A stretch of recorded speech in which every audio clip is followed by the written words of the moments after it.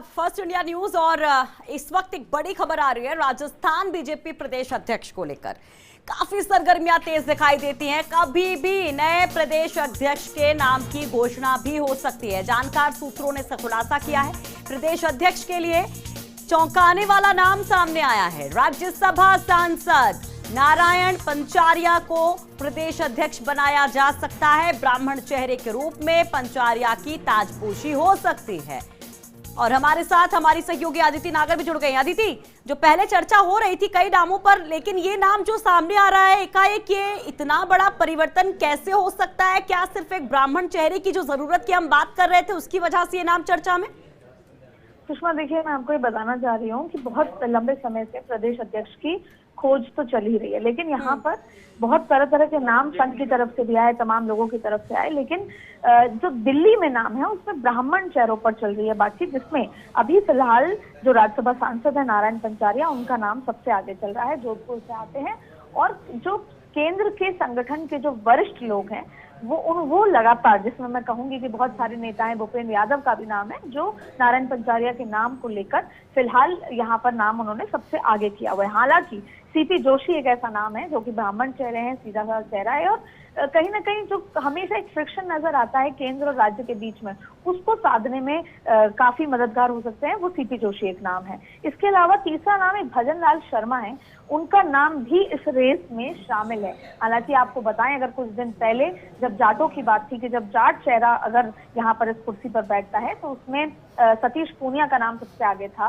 इसके अलावा अगर ब्राह्मण चेहरे की और बात करें तो अरुण चतुर्वेदी खुद दिल्ली में लगातार थे भी, और वो उनका कहीं ना कहीं सोर्सेज का मानना है कि वो खुद भी बनना चाहते हैं इस रेस में।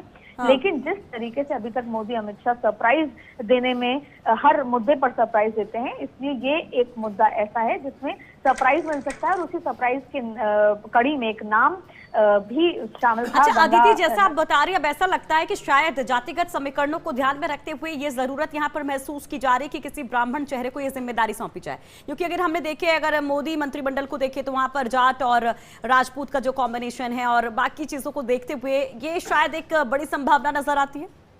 देखिए, सबसे पहले तो ये समझना होगा कि देखिए, जब चुनावी राज जब होता है तब जाहिर तौर पर जाति समीकरणों को बैलेंस किया जाता है, इसलिए हमेशा राजपूत हावी होते हैं, राजपूत और जाट का कॉम्बिनेशन को बैलेंस किया जाता है। लेकिन फिलहाल 3 साल राजस्थान में ना चुनाव है, ना कोई इस तरह की हालात होंगे, तो ऐसे में ब्राह्मण एक न्यूट्रल ऐसा कास्ट होती है जिसको बनाकर 3 साल संगठन को मजबूत और संगठन में काम हो सकते हैं।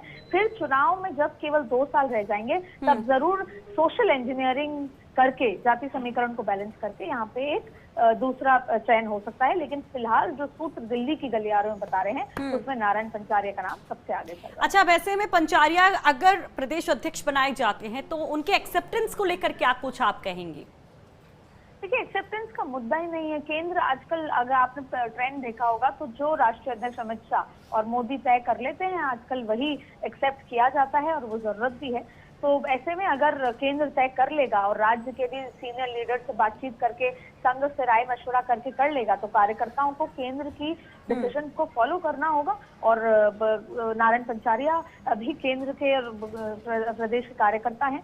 ऐसे में अगर नारायण पंचारिया बनते हैं तो पूरा संघ का ये बहुत महत्वपूर्ण रोल होगा कि संघ किस तरीके से संगठन के साथ मिलके, नारायण पंचारिया के साथ मिलके संगठन की मजबूती का काम करता है, और आगे आगामी जितने भी चुनाव आने वाले हैं, चाहे पंचायत के चुनाव हो, दूसरे चुनाव हो, उसमें बेहतर प्रदर्शन करें।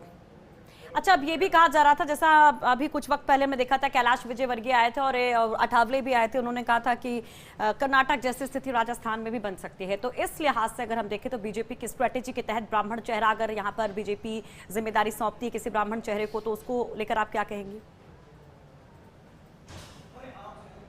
अदिति, क्या आपको आवाज मिल रही है?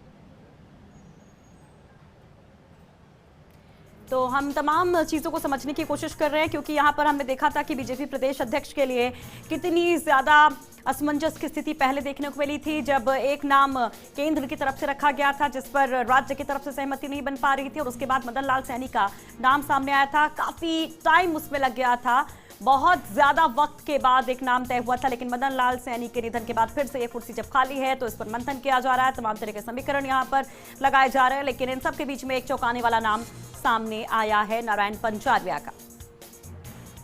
और एक बड़ी